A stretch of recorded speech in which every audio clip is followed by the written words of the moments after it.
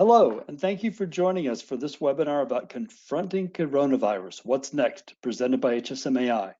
My name is Bob Gilbert, the President and CEO. Today, we're going to talk about what marketing professionals can do to stay on brand. HSMAI is committed to helping our members navigate this rapidly changing landscape, and we've assembled a global resource center at hsmai.org.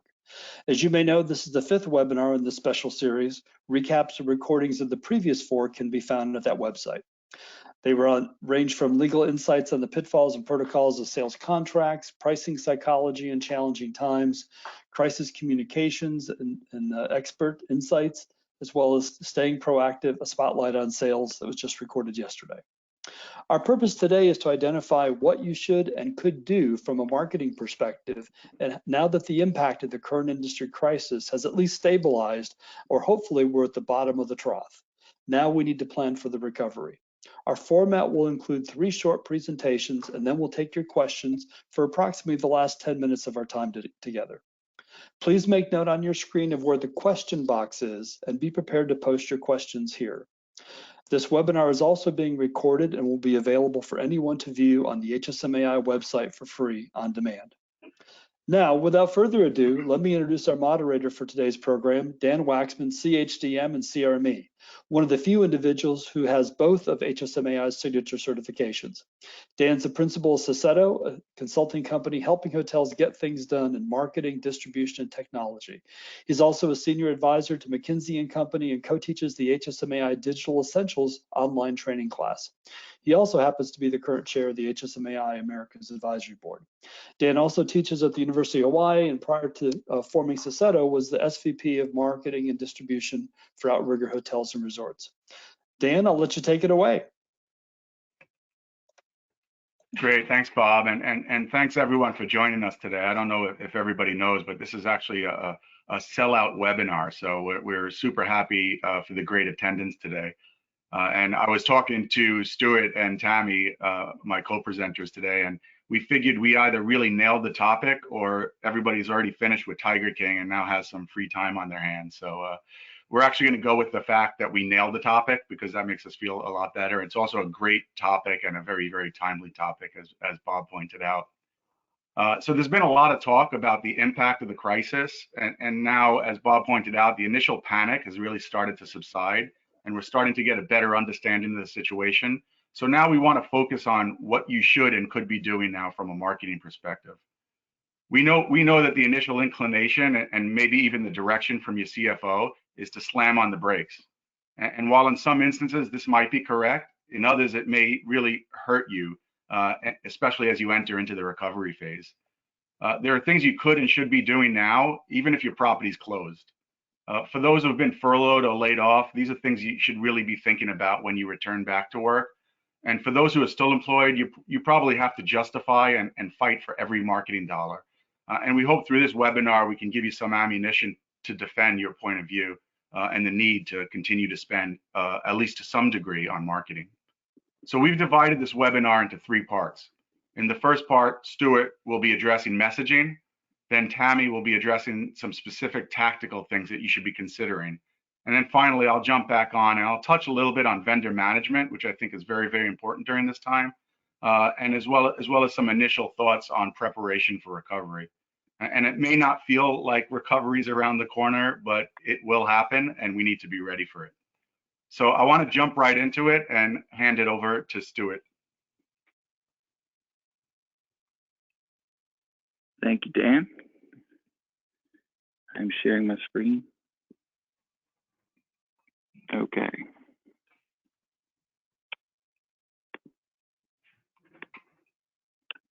So I'm going to be talking about messaging from a top level, and I want to start by putting a thought in your head, and that is, it doesn't matter quite so much what we're sending right now. It's more of an emotional connection with our guests. So this famous quote from Maya Angelou, obviously a lot of folks are familiar with this, but this has never been more true than it is right now. People will remember how you treated them during their darkest times. So I want to focus on the feeling that you're going to be instilling in your guests through messaging over the next few weeks. Like Dan said, we've all been dealing with a lot of crisis in the triage that we've gone through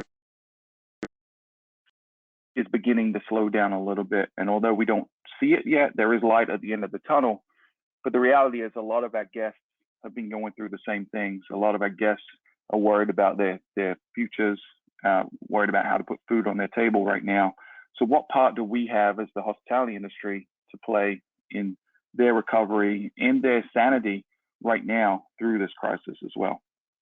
So I wanted to start it out by talking about some data points that we at Fuel have collected. We sent out a survey to a bunch of leisure travelers from North America, and we were really shocked to see that people were ignited in terms of wanting to respond.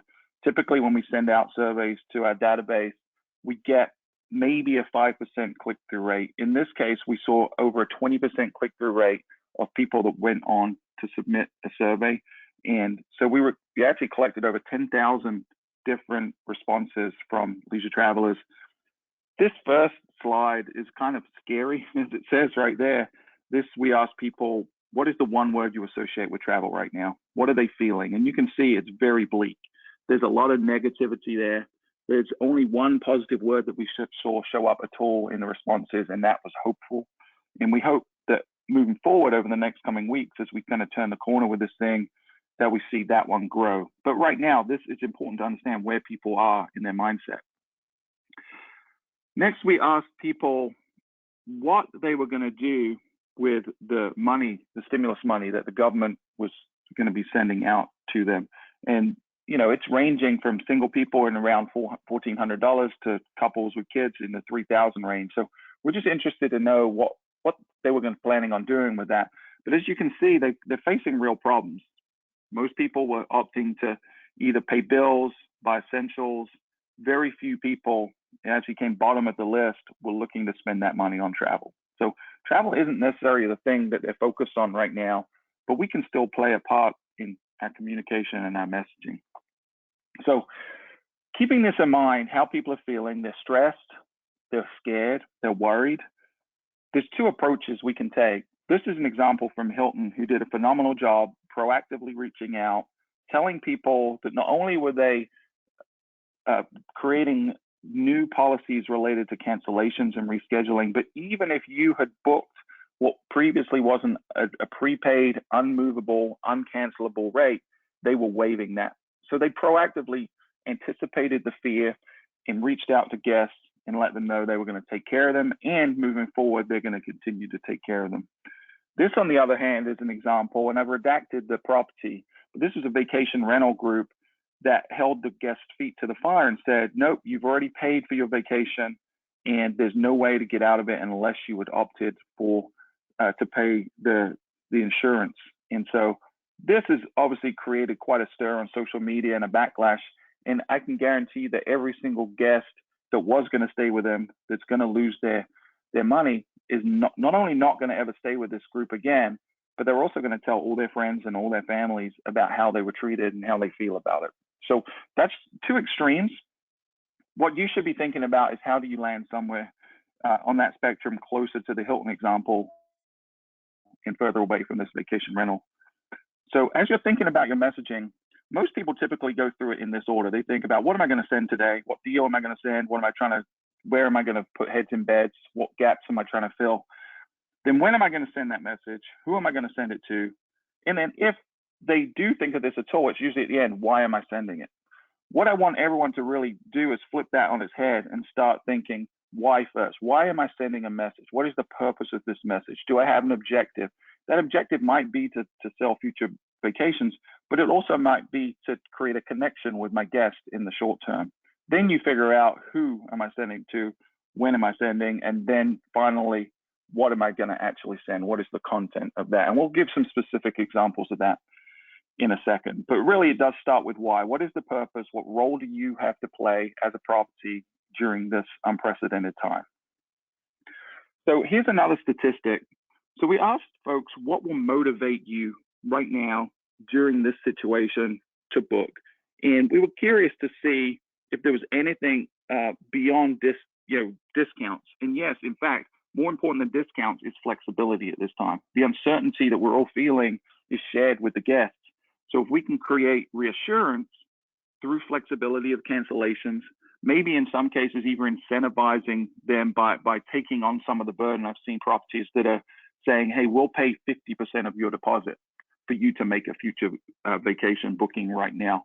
Those are the kind of things that seem to be motivating people to actually book. There are a percentage of people that don't want to book right now at all, and that's important to know because they're still in your database and you can still message to them and you can still create a stronger connection with them. So this is the overall approach that we take here at Fuel with our emails and our messaging, but also we encourage our clients to take as well. And we call it the SURE method, even though it's not spelled like S-U-R-E, it's phonetically the same. So it means being sincere, being helpful, being optimistic, reassuring, and being empathetic. These are all approaches that resonate with people right now and are much needed. Now, if you don't particularly like that approach, then you can rearrange it. So instead of sure, it can spell horse. Same exact approach. You can just have a different word if you want. Now, on the other side, you need to try to avoid certain things. Being hasty at this time is really dangerous. Sending out messaging without really thinking it through can get you in a lot of trouble. Being insensitive to people's situation is another thing that will get you in trouble. Being tone deaf and not acknowledging what the situation is and what's going on around us, and then being self-serving or opportunistic. Now, if you don't like this, we can rearrange those as well. Well, we probably don't need to rearrange those. So moving on, let's look at some messaging that you probably should have already implemented in your marketing strategy already. And this is on your website. So these are people that are actively still looking for you. They're coming and landing on your website. Either they have a reservation or they don't. Chances are more people don't that are coming have a reservation than don't at this time, and they're looking for reassurance. They're looking for information about how to cancel.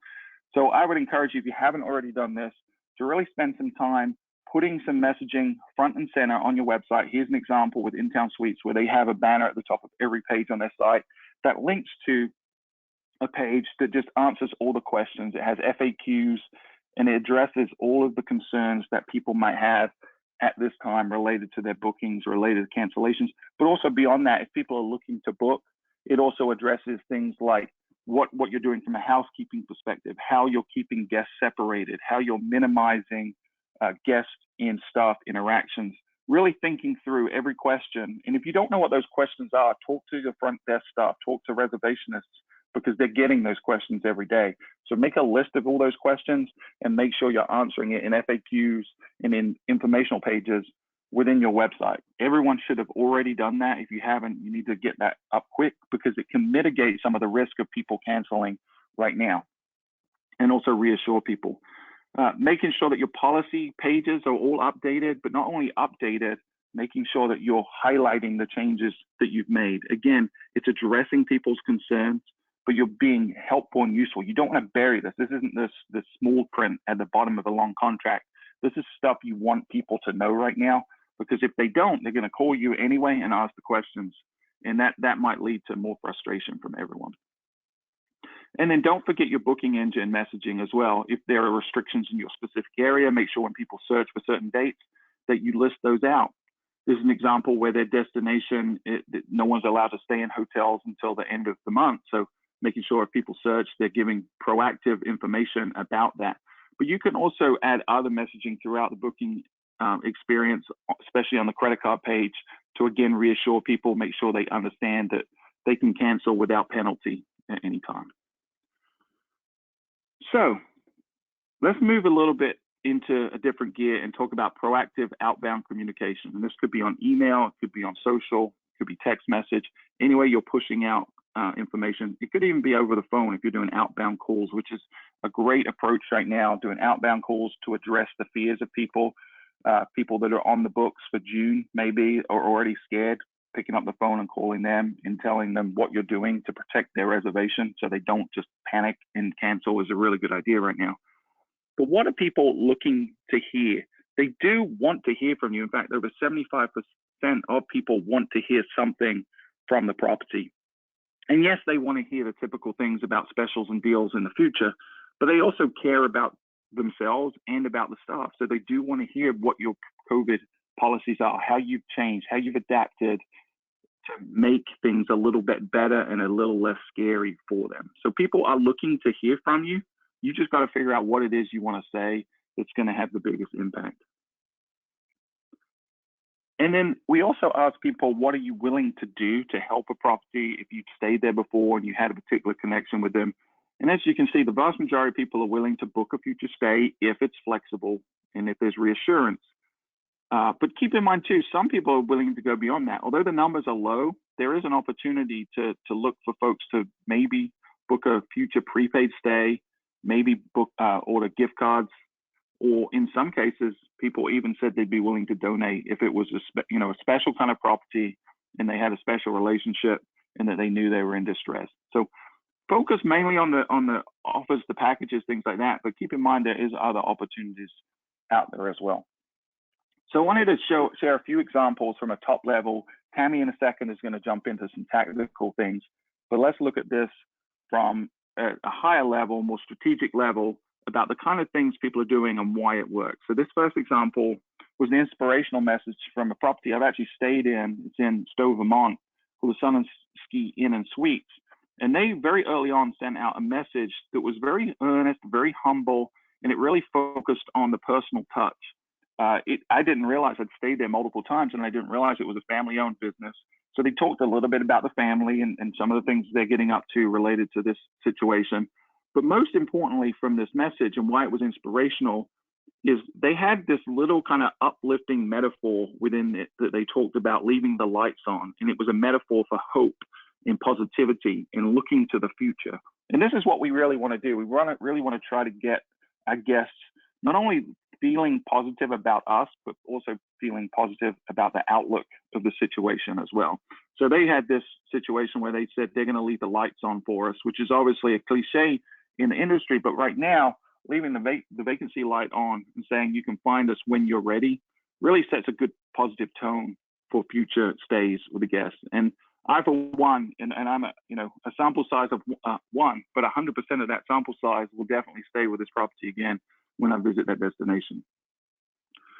Next, as an example, was staying on brand. And this is really important right now, being true to yourself, being authentic, knowing who you are, knowing what your position is in this big crazy mess that's going on. So this is an example of the Canyon Resort. And what they did, and this was on social, they're really using strong language and uplifting positive language and being hopeful in it. But at the same time, they are also staying true to who their brand is, talking about health and wellness, talking about taking care of yourself, showing empathy and showing that they care about the guests by talking about his nutritional information, his fitness information, his spiritual, whether you're religious or not, it could be mindfulness or meditation. So keeping in mind who you are and having a conversation that's on brand and in line with your typical messaging, even during this situation, is really important. Here's another example. So this is about authenticity. So Grace Bay Resort, what they did is they put out a really interesting video, and they had a lot of different team members included in the video. It really personalized the brand, but they were very honest, very direct, talked about the challenges they're facing, how they're preparing for the future, what they're doing to protect their staff, what they're doing to protect the guests. And it really came across in a very genuine way that made you feel like they were people, not just a building. And so if you can do that, if you can create that emotional connection with people through authenticity by showing people, that's a great opportunity right now to build stronger bonds with your potential and future guests. And while you're doing this kind of thing, I'd also say now is a great time to be recording as much video as you can around the property, around the staff. People are doing new things they haven't done before. There's a lot of craziness going on. But you never know when this content is going to come in handy to show the true struggles that you went through, and how you went about serving your guests during this crazy time. So I would say everyone has a great camera on their phone right now. Spend as much time as you can recording what's going on, talking to your staff, and then talking to the guests that are still on property as well. And then this last example here is being fun and having some levity. There's obviously a lot of negativity around everyone right now. So being a positive ray of light in a fun way, but a on-brand and meaningful way can be really powerful right now. So this is an example, Vacation Myrtle Beach. What they did is they sent out a message to their database talking about a virtual vacation.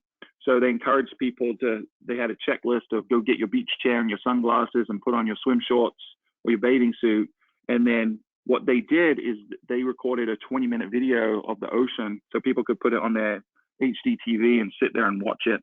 But they also had other fun and games, and they followed this up with a second email where they talked about, here you can have your beach drinks. So they gave recipes for some fun drinks.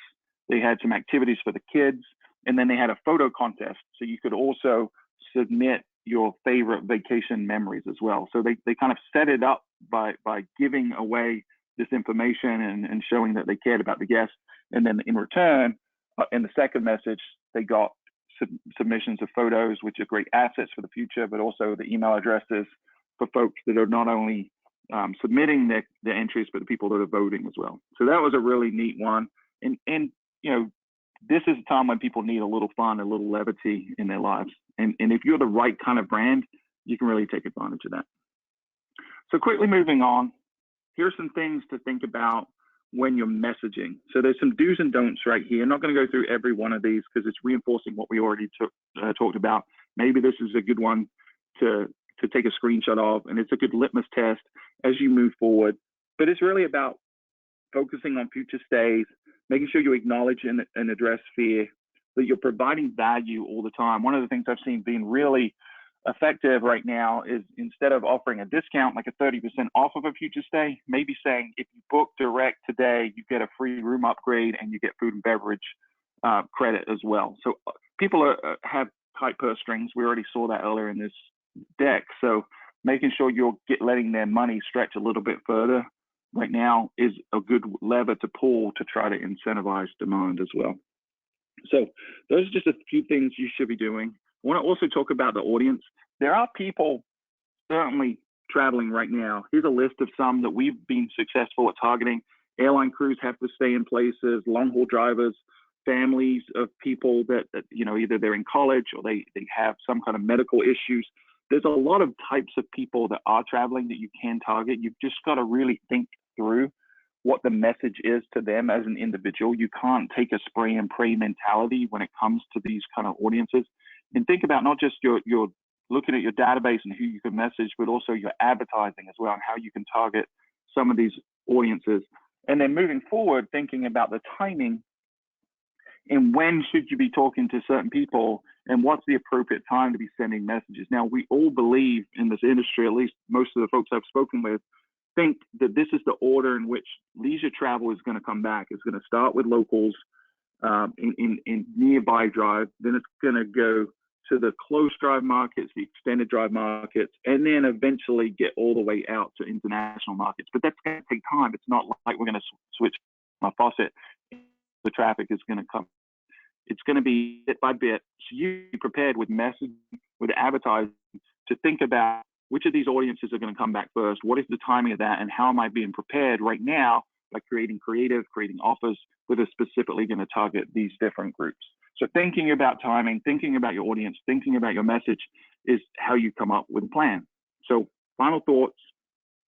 Number one, be authentic, be yourself, understand who you are, where you fit into the picture of what's going on. Number two, address concerns. Make sure you anticipate and address them on every channel you have.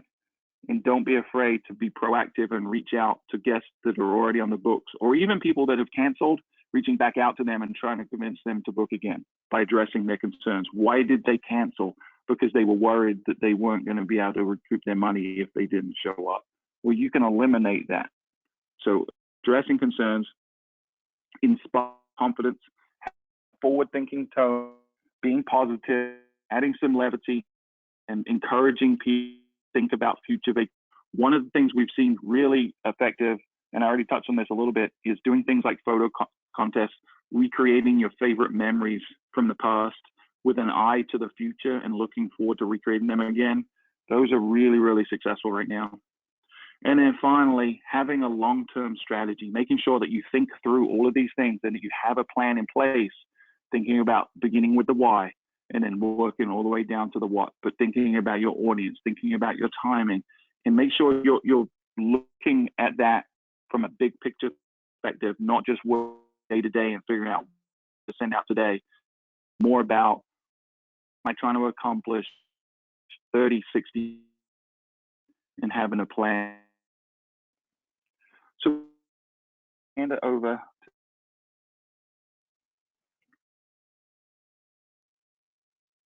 Awesome. Thank you, Stuart.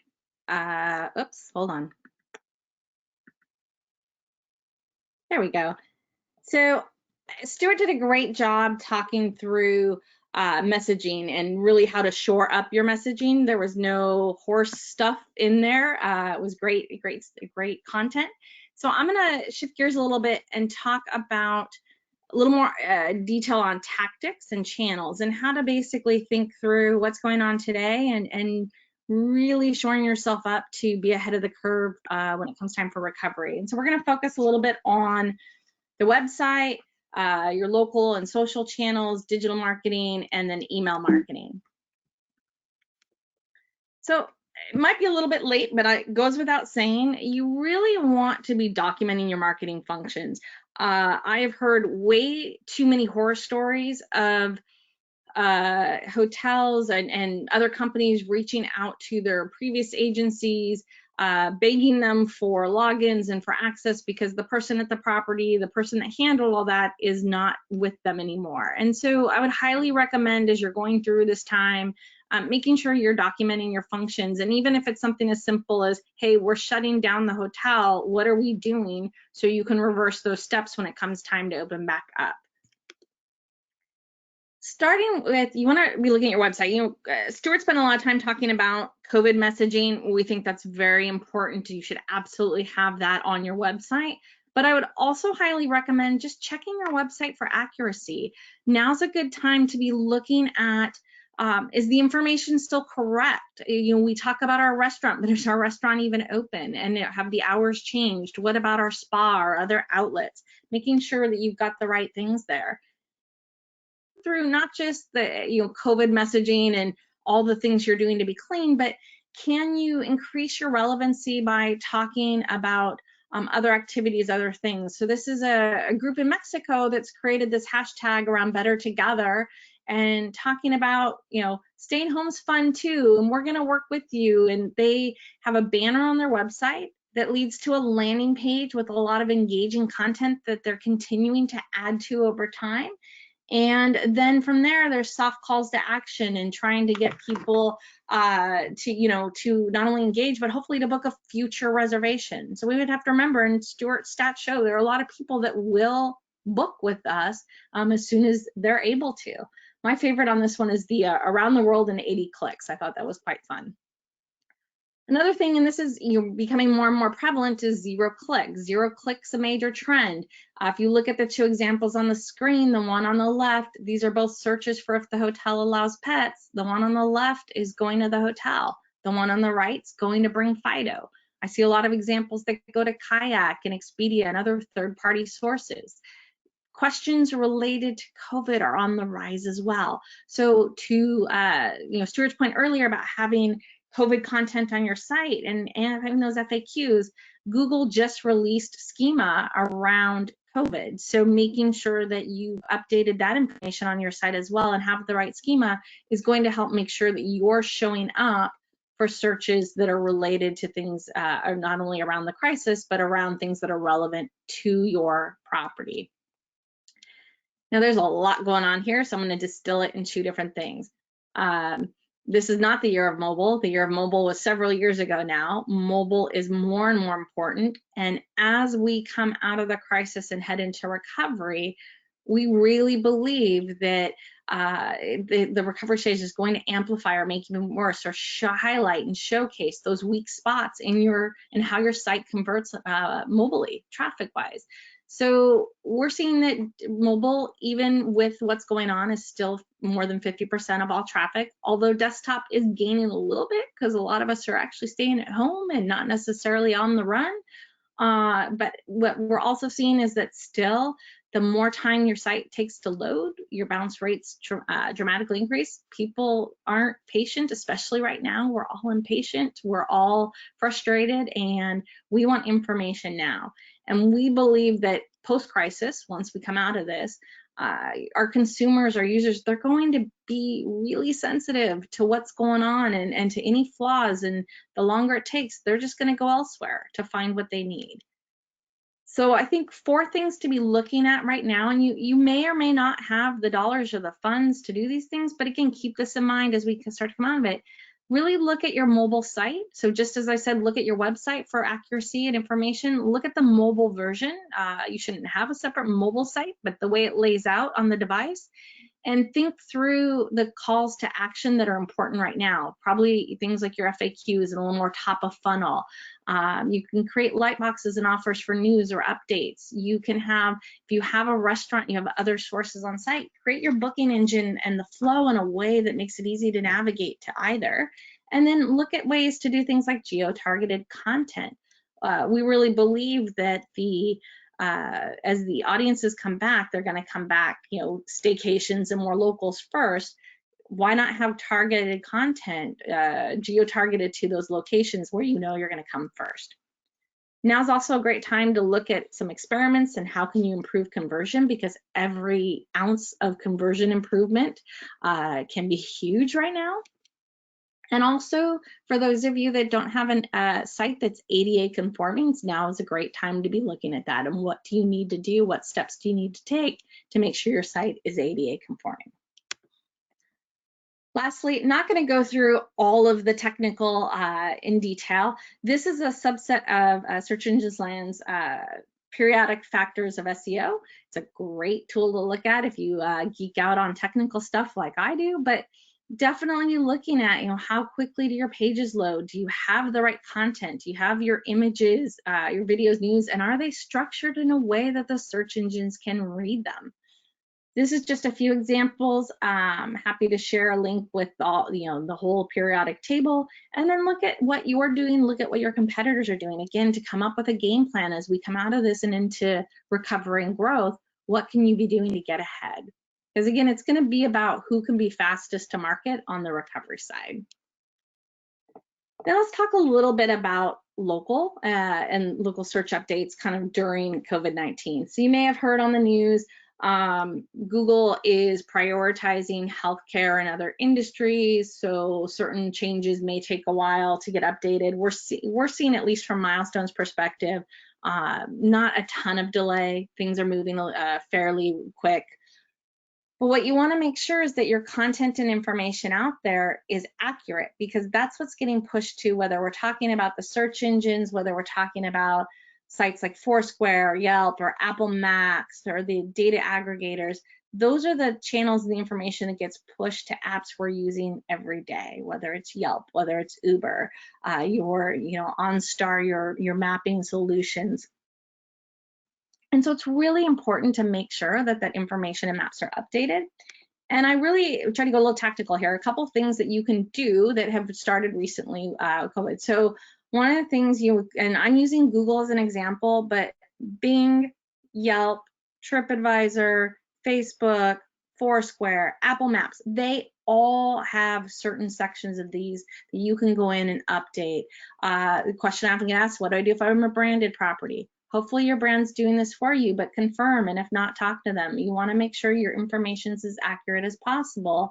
So in this case, this is a restaurant example with special hours, right? So you can go in and update if your hours have changed. You can also mark your business as temporarily closed. And on the left shows the example of the red bar, what shows up. Now, a lot of the information out there says, don't do this. Marking your business as closed will hurt you on Google. Google came out publicly on the 30th of March and said, no, in this time, we understand we want users to have accurate information. We won't penalize you if your business is temporarily closed. We won't penalize you from an SEO perspective.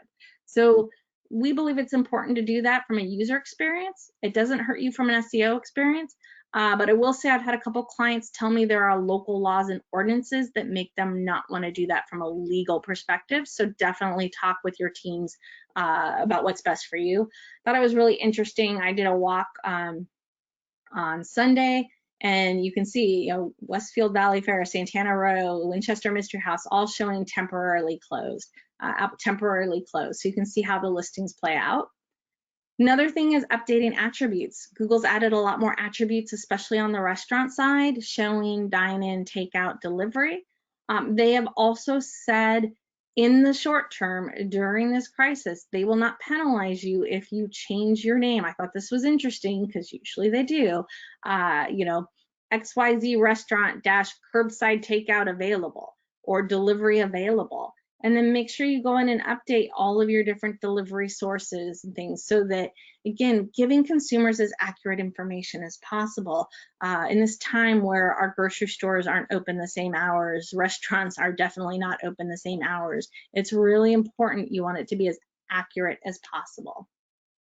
The other thing, and unfortunately not available for hotels, great for your outlets, is Google Posts. So you can actually go in on the back end of your GMB, your Google My Business listing, and update on COVID or offers or products. And basically the post shows up in your GMB listing, the knowledge panel, that you can communicate with your consumers as to what your business is doing. And I wish this was available for hotels. It's not. We're a little more limited, but for your outlets, this is a great resource. Now on the social front, Stuart showed some great messaging and ideas. I know he Myrtle Beach, and I loved the Zoom background. There's others that are doing that as well.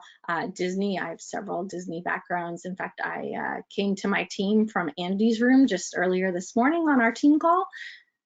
But think about how you're going to update your customers and the kind of information you might ask for, or just messaging to kind of, I love this one from Nico. This is March 17th, which was right after the Bay Area went into, I'm lovingly calling it lockdown, but went into shelter in place. And hey, here's some tips to keep yourself and our city healthy during this time. There's nothing salesy about the hotel, but they're talking about the things to do to keep yourself healthy. Expedia had some content around staycation. What's your favorite activity from a staycation perspective? And then if you do have the ability to do online ordering or things like that for your outlets, make sure you're messaging about that. You can see an example on the right, Sprinkles Cupcakes. Hey, PJ still on? We've got you covered. For the record, I'm actually wearing pants today, but anyway. Social can also be used to communicate and educate. So this is a resort in Mexico, and I really liked what they're doing on their social channels. They pinned at the top a message from the president of the resorts, just really talking about what they're doing, how they're trying to keep their staff as well as guests and teams safe. And they've had a lot of different great content. My favorite is how to prepare the margarita, the cocktail. I plan on having one later today. And then, they something about how to do a coconut scrub for your hands. I don't know about you guys, but my hands are so red and raw from washing them every 5 seconds that was like heaven to me. And so it's ways to engage your customers, way to kind of keep them interested. I've seen a lot of different really cool things out there. Think about how you can get creative. Disney, for example, just published a recipe for their churros the other day. There's lots of jokes about, could we get the Dole Whip recipe? Zoom backgrounds, especially if you're in an exotic or resort location where you've got beautiful imagery, that's really trending. Talking about things, again, from a restaurant perspective, or 7-Eleven, even on their app, they have an app now. They have contactless delivery. I can have a Big Gulp delivered to my front door without ever having to touch or talk to someone. Anybody that knows me knows I actually like that. Then think about your digital media. So I would argue, if at all possible, do not just completely shut down your paid advertising. Because again, yes, you probably don't want to target paid advertising for users to come stay at your hotel tonight, but there are still people looking for late summer, fall, and even just spending a little bit of money targeting those. First of all, what we've seen, and I'm hearing from industry colleagues, is CPCs across the board are down because nobody is spending. So you can buy keywords for a lot less money than you ever did. And if you can target those farther out visitors, and then maybe tie that in with one of the messages that Stuart talked about, maybe do a rate that, a prepaid rate, but that's cancelable within a certain time frame. So it gives users confidence, but helps get some cash flow into the bank. And then as you come back, you really want to think about regaining your digital presence by prioritizing lower funnel, channels that are going to give you the highest return and the likeliest chance that you're going to saturate your share of voice. So remarketing, branded paid search, unbranded, but also thinking through your audiences. So I would argue now is not the time, if you're a hotel in San Francisco, to be targeting Europe, right? Probably not the best strategy, but targeting that local, that drive market, that market that we all believe is going to come back first. Align all of these things with your unique selling points, and then monitor what your competitors are doing in their presence.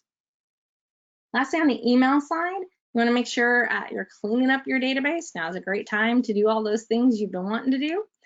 And then use email marketing to amplify or to help push out more of these omni-channel efforts and these different things you're doing across the channels, making sure that you're basically aligning email with what you're doing on other channels to, to maximize the results. Some pitfalls you want to avoid. You want to make sure that you're updating as conditions change. Don't just go dark. Customers want to hear from you. I would argue you don't want to stop all of your marketing, and you also want to be really paying attention to when's the sign, when's the time to restart. Even if the hotel's closed today, you're probably not going to be closed in September, right? And then making sure your communication, to Stuart's point earlier, you're not tone deaf. Lastly, and I'm not going to read through each one of these, but we have 5 steps that we believe are going to help with a strong recovery. Thinking through your unique selling points, thinking through when to reactivate your digital media, thinking through your SEO, and what are you going to do to make sure that you're visible as we come out of this? Because I will tell you, last year, you probably didn't need to do much. Everybody was doing really well and filling up. It's going to take a while for us to get back to that. And the strong will survive, and the strong will prosper much earlier. Making sure you're thinking through the mobile strategy and your email acquisition. And on that note, I want to turn it over to Dan and say thank you.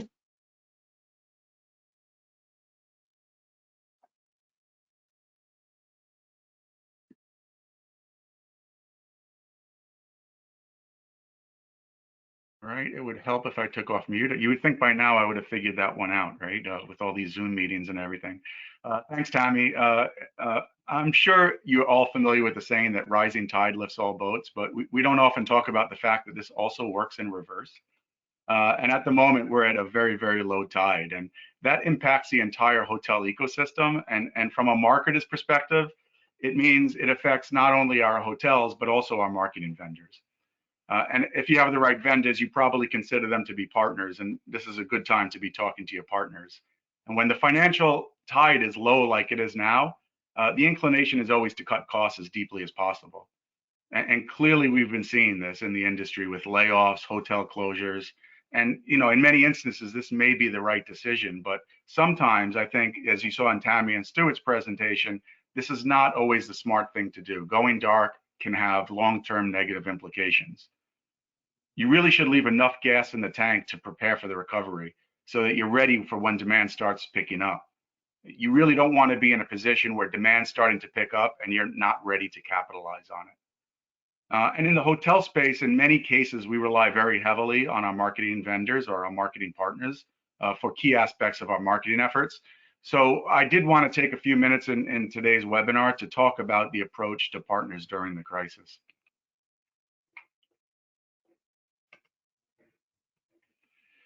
So I imagine many of you have already had your initial discussions with your partners, but we put together some guidelines that I hope will help you guys in the initial and ongoing discussions. If you haven't done it already, you need to make a list of all your key partners and key contract terms. Terms like termination clause, payment terms, contract length, scope of service, and so on. It really always surprises me that hotels don't have this information handy. I find it funny that sometimes when you dig into this, you actually find that you're paying vendors that you didn't even know that you were paying anymore. So it's a really good time to be looking at that information. These key contract clauses can have a really big impact on your approach. For example, if the payment terms were prepaid versus something you're paying on a monthly basis, or a contract that'll expire next month versus a contract that won't expire for another 3 years, or maybe the contract's performance-based. All of these will have an impact on your approach. And I'm not saying this because I think you should necessarily look to get out of these contracts. You just want to ensure that you have all the facts. The next thing you want to do is determine what need you have for this partner at this time. Is the product or service still required, either in the full capacity or maybe at a lower capacity? Is it something you've been looking to exit anyway? Or is it something that's just not required at this time, but you'll need to have that function in the future? Based on these initial findings, you'll want to think about the preferred outcome. And it could run the gamut, anything from canceling the contract to business as usual and everything in between. And this is something you should really consider before discussing with your partner. Because the key thing to remember is you want to have this in your mind where you think it should go. But when you talk to your partner, it actually may change because they may have a different view that may differ from yours and be helpful to you. So you just want to be prepared with this information when you have the discussion. With all this information, you're now ready to talk to the partner. And when I say talk to the partner, I actually mean talk, not an email conversation, but a voice or a video conversation. And it's really important to have this dialogue with your partners because in almost all cases, your marketing partners are going to be under similar stress as your business is. And you want to ask them what their situation is, what's their plan to weather the crisis, and how they've been working with their other clients during this time. Be honest in discussing your situation and how you see things, and have an open discussion about their thoughts as well. In an ideal situation, you'll be able to come to an agreement that works for both parties. You'd be surprised. I've seen everything from people have these really in-depth conversations and come out with a good outcome versus somebody who just sends an email that just says stop everything. You'll be surprised of the insights and ideas that your partners may potentially have. And as we talked about, we know that from a CFO standpoint or whoever signs the check, that they want to go dark on everything. But this might not be the best approach. And to be honest, it might not be feasible from a business perspective. It might not be feasible operationally or contractually. And you need to think about these things. And that's why the conversation, as opposed to the email, is so important. At the end of the day, it's my personal belief that how companies act during this crisis will really define the future. And this means for all parties. In this case, how the partners treat the hotels and how the hotels treat their partners will really matter.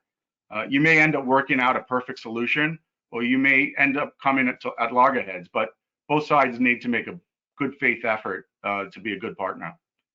My experience has been in most cases, an agreeable solution can be found.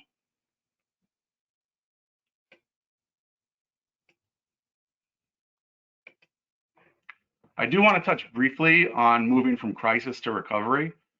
From my view, there are three key factors that will impact our recovery, and these are travel restrictions, fear, and finances.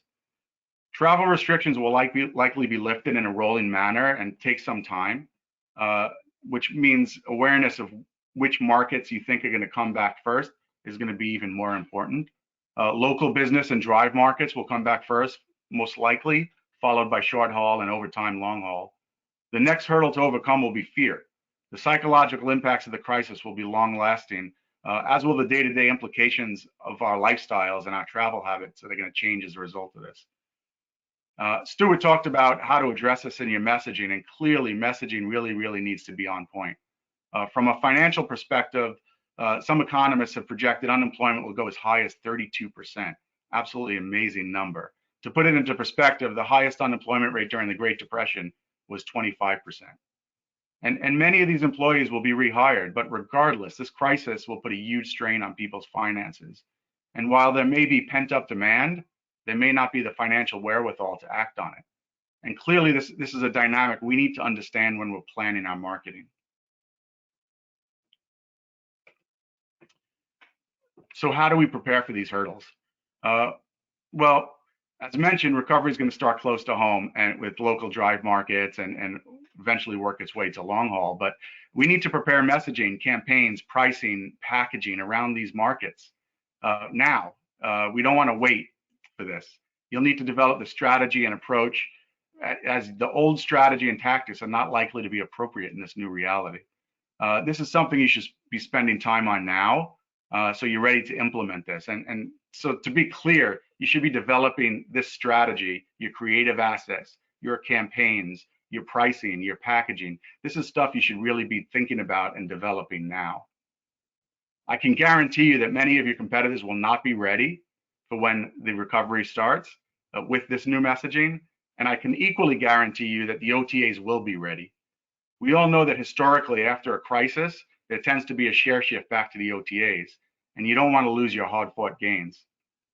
In the previous section, we talked a lot about partners and how you should consider working with them going forward. You may see if they can help in this instance. You may look at what their current capabilities are. Can they change a scope? You may be able to lean on some partners to assist, as they may be doing similar things for other clients as well. And I think for those still on the job, you need to really advocate for this. It's important that this work get done. And I know that people are trying to pull back on every bit of marketing spend, but this is where you really need to advocate for the spend. Otherwise, you're going to be playing catch up with your comp set and with the OTAs. So these are just some thoughts to consider when planning for recovery. I think the one message I'm trying to really push forth is you need to be ready for the recovery. And you need to be doing these actions now. You need to be focusing on your strategy and actually creating new creative assets, new campaigns, new rates, new packages. And these need to be ready to pull the trigger when we start seeing the uptick in the recovery. With that, we did save a few minutes left. So thank you to my fellow presenters. We were able to save a few minutes at the end here to have any questions from the audience. I know Bob has been collecting a bunch of questions in the background. So I'll pass it over to Bob for the Q&A section. Sounds good. Thank you so much, Stuart, Tammie, and to Dan. I think all of our listeners would agree that you've got a lot of really great content that's been woven into your three presentations. For those of you listening, this is your chance to ask any of our presenters questions. Just go to the question box on your GoToWebinar screen, type in your question. We've got a few there that have already started accumulating. I think one of these first ones, Stuart's probably for you. We've got one listener that's looking specifically for the data source and the sample size on the survey of what people will do with the stimulus money. Do you recall, or is that something that you can share? Yep. Yeah, absolutely. So that is a survey, it's a self-reporting survey that was fielded by Fuel, my company. We are publishing the results. You got a sneak peek today, but the results will be published on our blog at fueltravel.com/blog tomorrow. And so it was fielded to North American leisure travelers, and the sample size was over 10,000. I think it was about 10,550 something respondents. Okay, great. Fueltravel.com/blog. You'll see that full survey out tomorrow. Great.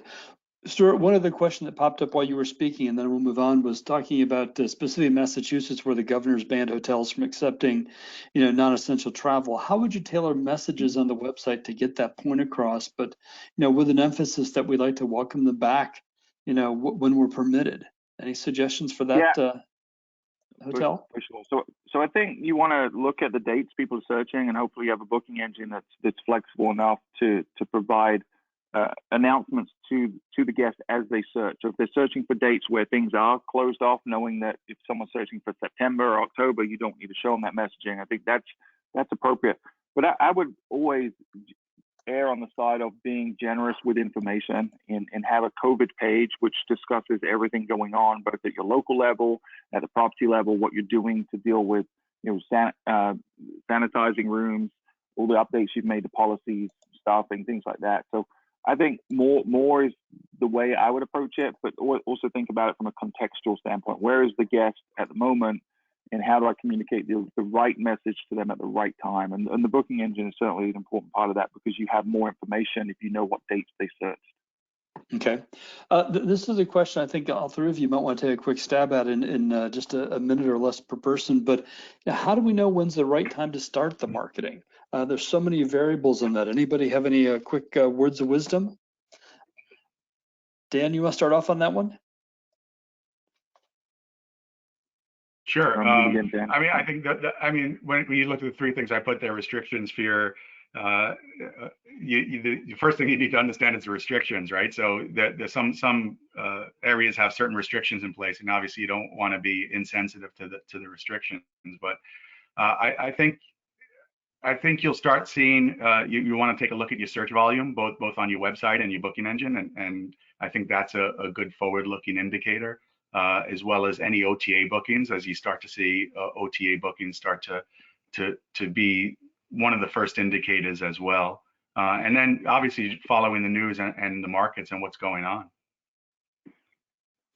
Yeah, and I'd say on top of that, I think you got to think forward. Think of this as almost like an opening of a hotel.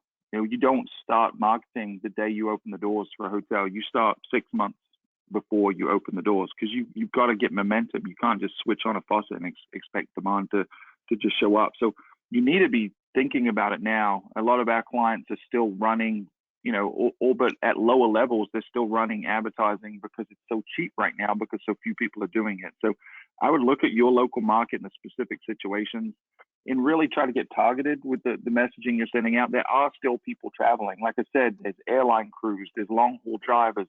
There are families that have to travel to get closer to someone in college, or that's now displaced from college dorms. There's expats that are stuck in the U.S. that can't travel back to their own country or don't want to travel back. So there are people that need hotel rooms that you can target through creative messaging. But for the rest of it, for the leisure travel, for the business travel that's going to start ticking up at some point in the future, start the planning now, because you don't know when it could be a week from now, it could be 2 months from now. We don't know. But if you have the plan in place, then at the appropriate time, you can start turning those things back on. But always get ahead of it. You can't wait until the last minute, because you're going to end up behind the competition. Yeah. Tammie, you want to weigh in on that real quick? Yeah, I would just say I completely agree with both Stuart and Dan. I would argue that now is the time to be marketing, maybe not at the levels you were before. I know, Stuart gave a lot of great examples of people that still have to travel today. I know one property that booked 7 weddings last week, partially because they were one of the few that had someone to field those questions, and they've got a great property and they're still staying on top of those things. So I think it's important to really look at who can buy, right? So who can buy today based on who we know still needs to travel, what your local ordinances are. I know there's some cities that have pretty much been shut down completely. There are others that can have, health responders and certain types of folks stay. And then there's others that have no limitations on marketing. How can you get creative? I've seen a lot of day rates for office use rooms. I've seen, a lot of things that are outside the norm. So I think there's still an opportunity to today. And then I would agree with Dan, looking at your search volume. Google Trends is great. So, what are people searching for, and start looking for any inkling of sign of recovery. And some of it may be trial and error. And I would say work with your partners. If you're a branded property, talk to your brand. What are they seeing? What are they doing? If you're an independent, talk with your partners. What are they seeing? What are others doing? And leverage that information. No one has a crystal ball right now. We don't know when things are going to be lifted and come back to, the 90% occupancy levels, but I'll tell you right now, it's the ones that stay ahead that are going to do better in this next 12 months. The more you can shift that demand to you, the better off you're going to be. Let's see if we can't squeeze in 1 or 2 more quick questions with a quick response. And Tammie, this may be a good transition to something you just said. We've got one listener who says we've got an economy hotel from a mid-sized city, so not really the vacation travelers, a market for them. What should they focus on? I mean, you touched on alternative use as an example. Any other quick nuggets of other things they should focus on if they're not leisure-centric? Yeah, I think Stuart mentioned a couple great things, right? So long haul travelers, like the truckers. Are there any kind of first responders or health providers? Is there a hospital nearby? Are there any offices or businesses that are deemed essential that still have people traveling? Think about our supply chain and food, and oh my gosh, toilet paper, please help the toilet paper companies make sure that we're stocked up again. But so you got to get a little bit creative and think about who can buy today, and then how do I target that? All Bob, right. if I can add to that, I almost see it as three sort of phases, for lack of a better term. I mean, one, you want to continue to engage your guests, and Stuart and Tammie talked a lot about that, and keep that engagement going, whether they're booking now or into the future. Then sort of figuring out who are the potential customers who are booking now, and it may be a very, very narrow target, and work on that. And at the same time, you're developing your plan for recovery when you're going to start getting the normal, quote unquote, normal sort of traffic back again. And you need to develop your marketing and your planning around that and be ready for that. Great. Thanks, Dan. Well, that is all the time we've got for today's session. I want to give a huge shout out, thanks to Dan, Stuart, and Tammie for sharing your insights on us, as well as a lot of specific strategies and tactics that may apply to a lot of hotels and hotel companies.